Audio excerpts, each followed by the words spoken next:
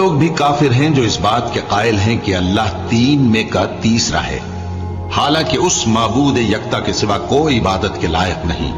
اگر یہ لوگ ایسے اقوال و عقائد سے باز نہیں آئیں گے تو ان میں جو کافر ہوئے ہیں وہ تکلیف دینے والا عذاب پائیں گے۔ تو یہ کیوں اللہ کے آگے توبہ نہیں کرتے اور اس سے گناہوں کی معافی نہیں مانگتے؟ اور اللہ تو بخشنے والا ہے، مہربان ہے۔ مسیح ابن مریم تو ایک پیغمبر ہی تھے، ان سے پہلے بھی بہت سے رسول گزر چکے تھے، اور ان کی والدہ مریم اللہ کی ولی اور سچی فرما بردار تھیں۔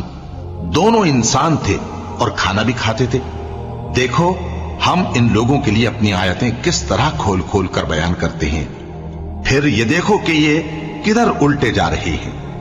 کہو کہ تم اللہ کے سوا ایسی چیز کی کیوں پرستش کرتے ہو جس کو تمہارے نفع اور نقصان کا کچھ بھی اختیار نہیں، اور اللہ ہی سب کچھ